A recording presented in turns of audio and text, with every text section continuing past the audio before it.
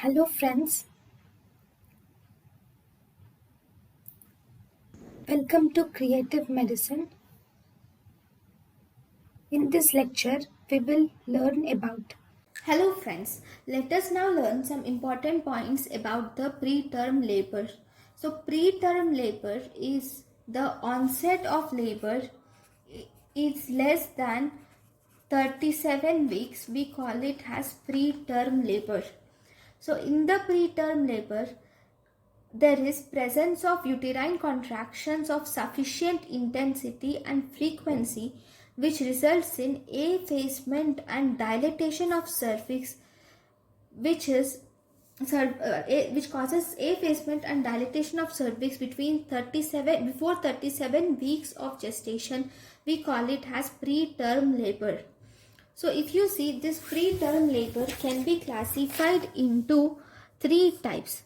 Okay, we have moderate to late preterm labor, where the labor occurs between 32 to 36 plus 6 weeks of pregnancy, and we have very preterm labor, that is if the labor occurs between 28 to 32 weeks, then we call it as very preterm labor, that is 32 plus 6 days. Then if we call it as extremely preterm labor, that is if the preterm labor starts before 28 weeks, then we can call it as extremely preterm labor. Then if you see, we can also divide it by birth weight. Birth weight, we have low birth weight. Low birth weight is if it is less than 2500 grams.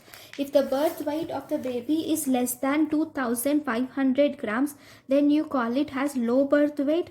You have very low birth weight if the baby's weight is less than 1500 grams, then we call it as very low birth weight.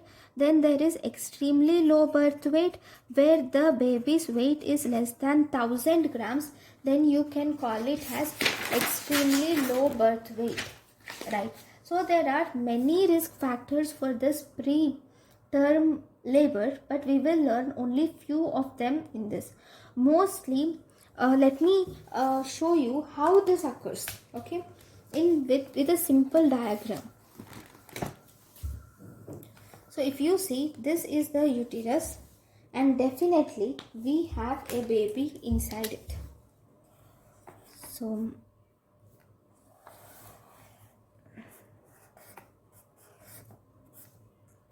So this is the baby, okay.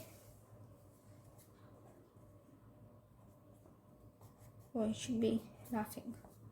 Right. So this is the baby inside the uterus. Now, what happens here is the causes or risk factors of preterm labor. If you see, most commonly it is idiopathic. Okay. Then if there is some infections, okay, if there is infections either in the urinary tract, okay, or it can be in vaginal infections, all these can also result in preterm labor. And if there is polyhydramnios, then the distended uterus will increase the contractions, resulting in preterm labor. Then if there is history of previous preterm labor, this is actually the strongest predictor. History of previous preterm labor can cause preterm labor this time. Then, if there are any uterine anomalies, then these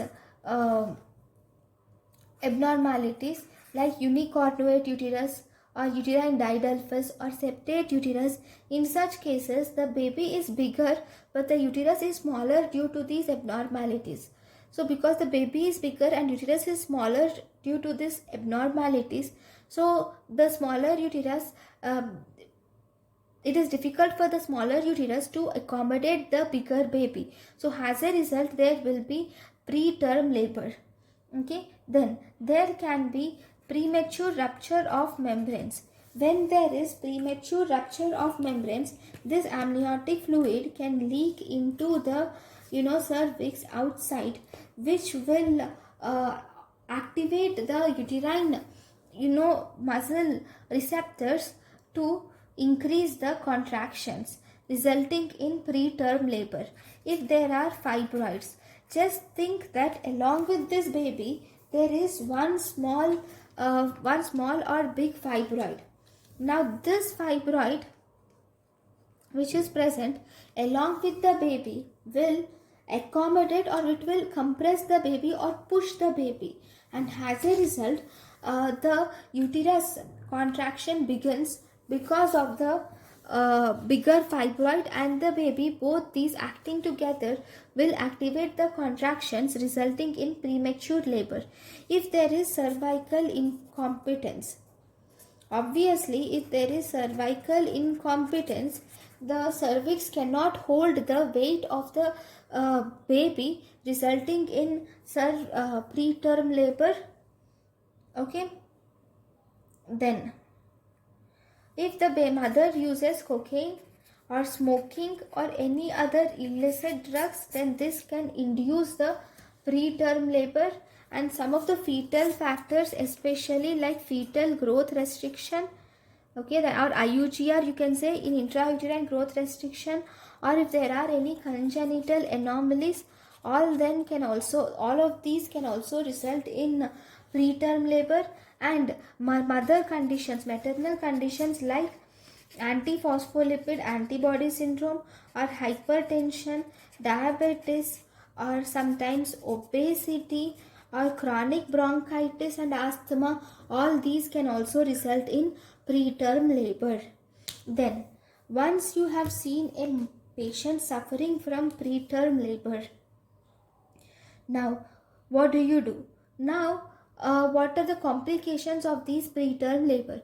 Now because of the preterm labor, the main problem will be for the infant, for the baby. So this baby can be still immature, right? Depending upon the gestational age, there can be, number one, respiratory abnormalities in the baby. That is, there can be respiratory distress syndrome or hyaline membrane disease can occur. Okay, in the brain there can be intraventricular hemorrhage can occur.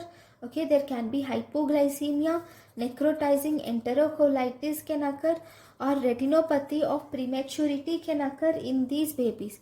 And sometimes because of premature birth, it can also result in neurodevelopmental disabilities later, like it can cause cerebral palsy later in the baby, and it can also increase the infant mortality.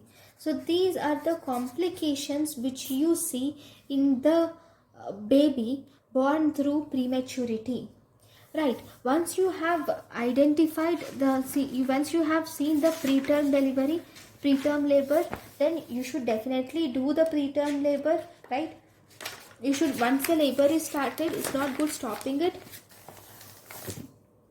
So obviously you should do it, but before that, see, whenever there is one predictor for labor, see, fetal fibronectin. We have fetal fibronectin, which is actually secreted by the vagina, or which is present in vaginal or cervical secretions. These contain this fetal fibronectin from 24 to 34 weeks. If this fetal fibronectin is positive from 24 to 34 weeks, then this is a predictor of preterm labor. Okay, then there is one more predictor of preterm labor, which is increased maternal salivary estradiol is also the predictor of preterm labor. Now if there is this preterm labor, history of preterm labor, then the risk of preterm labor in the next pregnancy is higher, right? So always and always we should check for cervical length.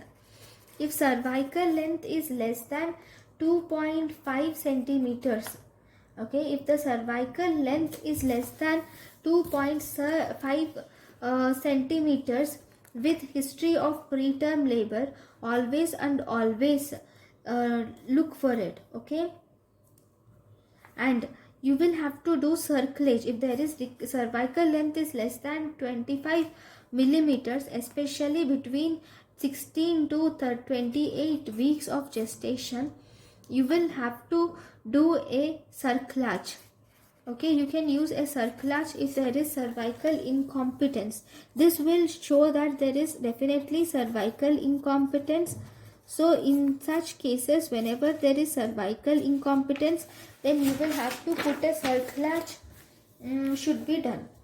Then what are the other things you will have to, because it is preterm labor occurs due to the infections. So first you will have to treat the infections, right? And if the preterm labor occurs is due to the smoking and cocaine intake, you should ask the mother to stop smoking and to stop taking illicit drugs.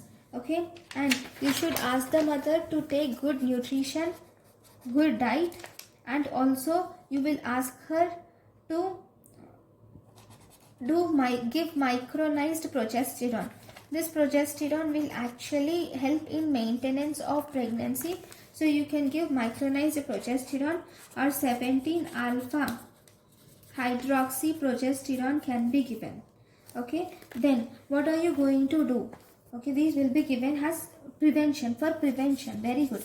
But now a patient with preterm labor has come to you. Now she is in preterm labor. Okay, now first and foremost, do high vaginal swabs for group B streptococci. So do high vaginal swabs for group B streptococci, and if it is positive, then suspect neonatal meningitis. And in this stage, you will have to give injection. Benzyl penicillin is given, and this injection benzyl penicillin prophylaxis will prevent the neonatal meningitis. And then you will have to check the gestation age of the mother. If the gestation age is more than 34 weeks, then you can allow the mother to progress to vaginal delivery. But if in any case, if the gestation age is less than 45 weeks, then it is not good continuing vaginal delivery, because the lungs are not matured yet. So the baby cannot survive outside. So you should do tocolytics, and you should give steroids for lung maturity. And you can give magnesium sulfate IV for brain or neuroprotection. So in the tocolytics, if you see, the drug of choice for tocolytics in India is nifedipine. But this nifedipine can cause ankle edema and postural hypotension. Then the one more tocolytic, which is called as atosiban, is one more tocolytic which is available. This is actually the drug of choice in cardiac patients or heart patients. In heart patients, you can give this atosiban, or else the drug of choice in India which is given is nifedipine. Other beta blockers like beta agonists like terbutaline or ritodrin or isoxaprine or salbutamol can be tried for tocolysis. And these beta agonists will cause side effects like tremors, hypotension, hyperglycemia, pulmonary edema. All those can occur. Then you can also give magnesium sulfate, but the magnesium sulfate has tocolysis. It has side effects like it can cause respiratory depression, it can cause pulmonary edema, cardiac arrest, maternal tetany, and muscular paralysis can occur. So you should not give any antibiotics only in the preterm labor. You will give only and only if this vaginal swab gets positive result, or else you will not give any antibiotics in a preterm labor. Then after tocolysis, right? You will give topolysis, but how much time do you wait for the going into for doing vaginal delivery? See, you should give tocolytics and you should give steroids, and just we prolong the pregnancy for 48 hours.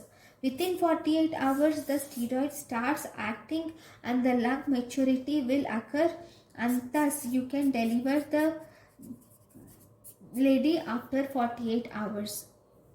Right. So we are dealing with topolysis. Then, are there any conditions where topolysis is contraindicated? The contraindications of topolysis are: we have, if the gestational age is more than 34 weeks, topolysis is contraindicated.